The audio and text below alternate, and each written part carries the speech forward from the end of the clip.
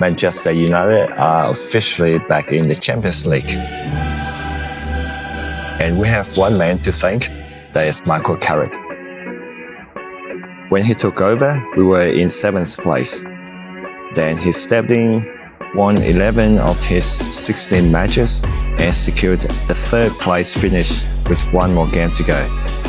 And the board finally made Carrick our permanent manager for the 2026 and 27 season. 2-year contract signed, and he absolutely earned it. Hey guys, welcome back to the channel. Today I'm going to try to build Manchester United squad for the next season. Now because Carrick's staying, so I'm going to keep his 4-2-3-1 system. And I'm going to be realistic as well. Next season, it's not about winning the Premier League. I think our aim should be solidify top 4 spot, compete in the Champions League, and building the squad depth. I mean, to survive the 60 game next season, I think we need about 3 players for each position. So let's get into it.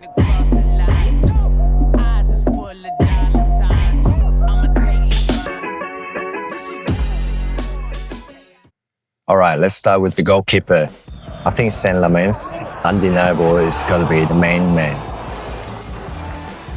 Who would have thought a young keeper coming to the EPL, play for the massive club like Manchester United, and did so well in the first season, right? So I think he definitely deserved the spot. And for the number 2 spot, it's going to be the battle between Bayern and Vitek. Now, Vitek has an excellent season on loan at Bristol. So honestly, I wouldn't mind if he actually put the work in and compete with Lamens for the starting spot as well.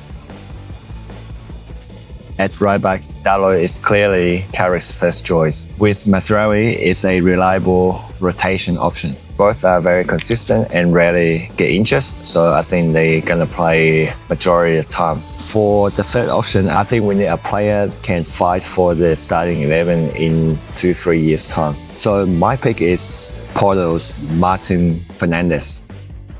At just 20 years old, he's valued at 11.5 million euro and has his contract until 2030. Stats-wise, he has strong recovery and tackling metrics. Also contributed 1 goal and 1 assist this season for Porto. And I think his best attribute is a one-on-one defending. He does the diving and really good at timing his tackles. So I think we should bring him in now, let him learn under Dalot and secure his spot in the next 2 to 3 years. All right, moving to centre-backs. I think this is the only department that we have quite enough depth at the moment to compete for next season. I think Euro and Haven is going to be our future. I can see how they can become our Ferdinand and Vidic in 2 seasons' time. But for the next season, I think our first choice still be Martinez and Maguire. If Dele healthy, he's going to start ahead of Maguire. And also, Maguire will entering his last year of contract next year with a 1-year add-on option. So because of that, I think Carrick will likely rotate Euro and Haven into more games to fast-track their development. So that will give us 5 solid players. And if there is a budget for 1 addition, I think we need a player with European experience. So my suggestion is Edmond Tapsoba, who is currently playing for Bayer Leverkusen. At 27 years old, Tapsoba entering his peak career. He's a modern, ball-playing defender who scored 5 goals this season, with passing completion consistently over 90% and in the top 5% progressive carrying defender in the Bundesliga. That are some amazing numbers if you ask me. He also played on the left side of the 2 centre-backs, so he would be perfect alternative for Licha. He has a market value at around 35 million euro, but just signed a new contract until 2031. So I think if we are going for him, we're going to have a tough negotiation with Bayern Leverkusen. The left back is arguably the second most critical recruitment area after the midfield for us next season. I mean, Shaw had an excellent injury-free season, and if he's healthy next year, he's gonna start. But outside of Shaw, we don't have any other strong players to compete for the number 2 spot. I think Dogu is going to be our left winger next season. And Malaysia is going to leave the club, so that left us no one except the younger players. So I will save the younger players for the third option. Saying that, I think Lewis Hall's going to be the perfect fit for that number 2 spot. He's English, being young, and had a fantastic season at Newcastle, but he won't be cheap.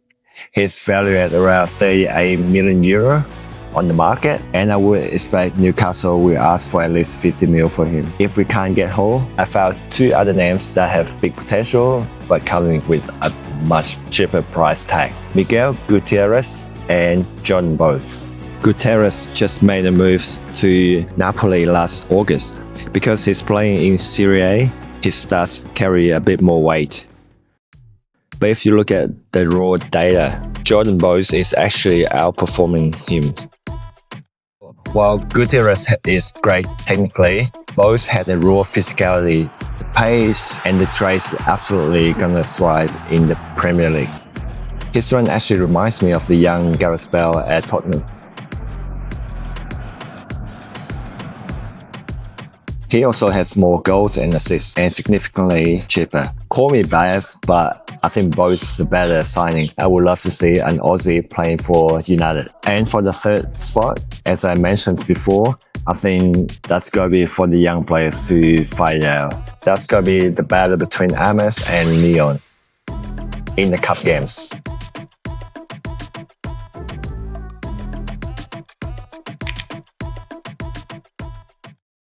Now, the big one, our midfield. As we all know, Casemiro is departing and Ugarte is most likely going to leave the club as well. So that's going to leave a massive hole in the midfield, especially the DM spot.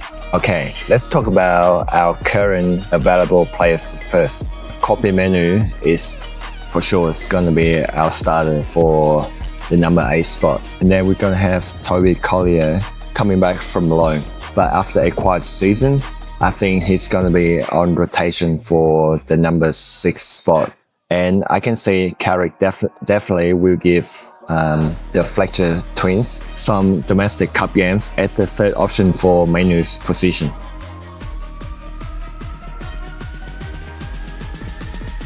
Now to the new recruitment for Mainoo's backup, which is the second option, number 8. I think Matheus Fernandes is going to be a good signing.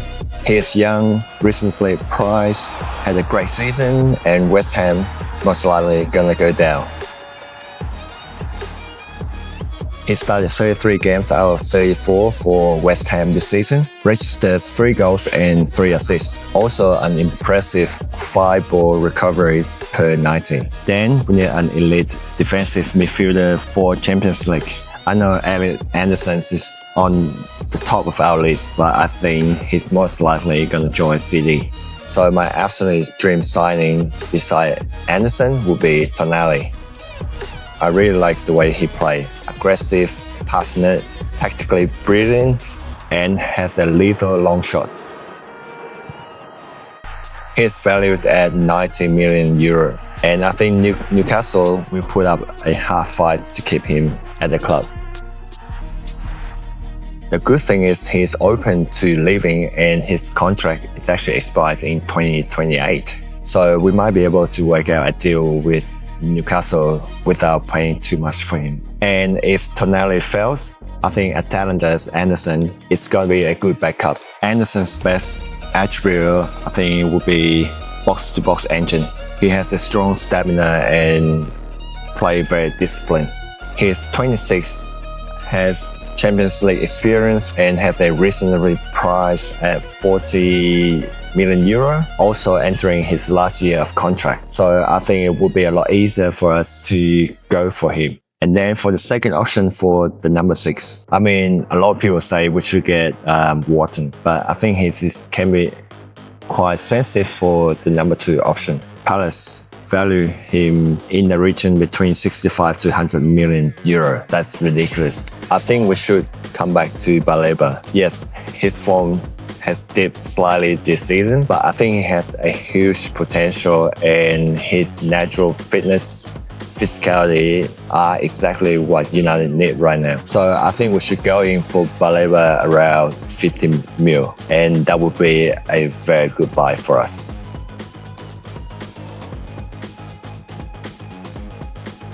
Alright, attacking midfield. The number 10, I think is no doubt, no question asked, will belong to our captain, Bruno Fernandes.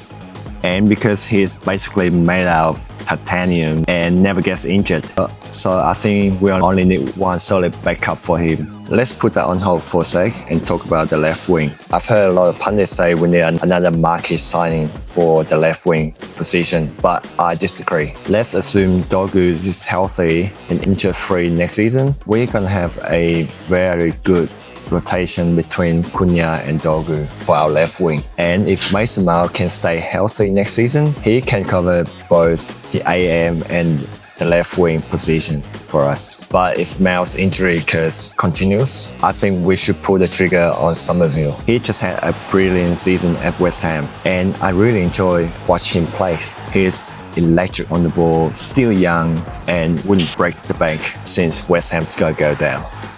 So I think, yes, Somerville will be a good addition to our left wing and attacking midfield overlap position. And I also would love to see JJ Gabriel to get his first senior debut next season.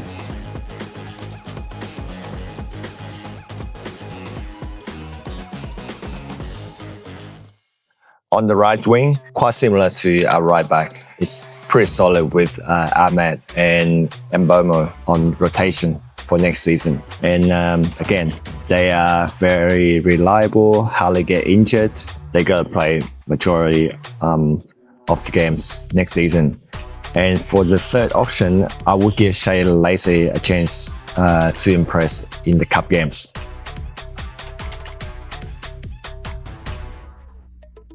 Finally, the strikers. I think Šeško is going to be our main. I could say after Libby struggling first season, he's going to have a better season next year. But to survive the 60 games, he simply cannot start every match. And I think we need a proven, experienced goal scorer to help sharing the workload. So I have looked at the data across Europe, and there are two names that popped up. The first one is Deniz Undav. Undav is 29 years old, valued at around 22 million euro, and had a great season for Stuttgart with 18 league goals.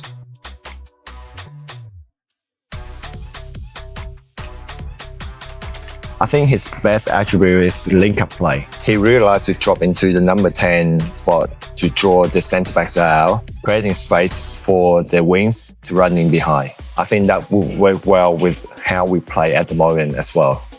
And then you got Ayase Ueda. He is 27 years old, valued at just 15 million euro, and has been an absolute monster for Feyenoord. Scored 25 goals in 30 matches this season.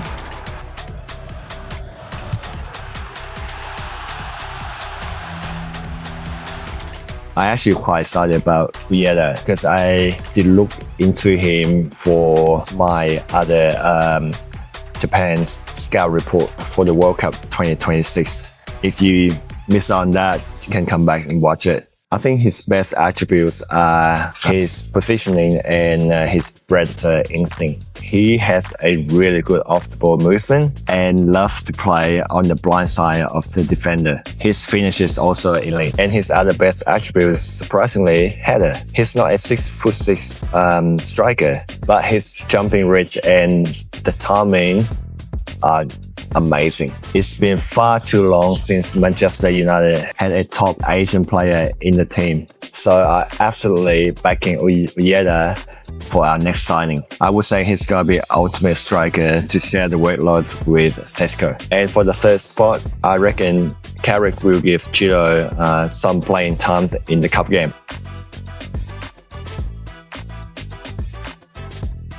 So that's this guy. These are my picks for our potential signing next season playing the Champions League. Both Tapsoba, Tonali, Fernandes, Baleba, Somerville, and Ueda. Let me know what your thoughts on these players. Thank you for watching, guys. Don't forget to subscribe and share this video. I will see you in the next one.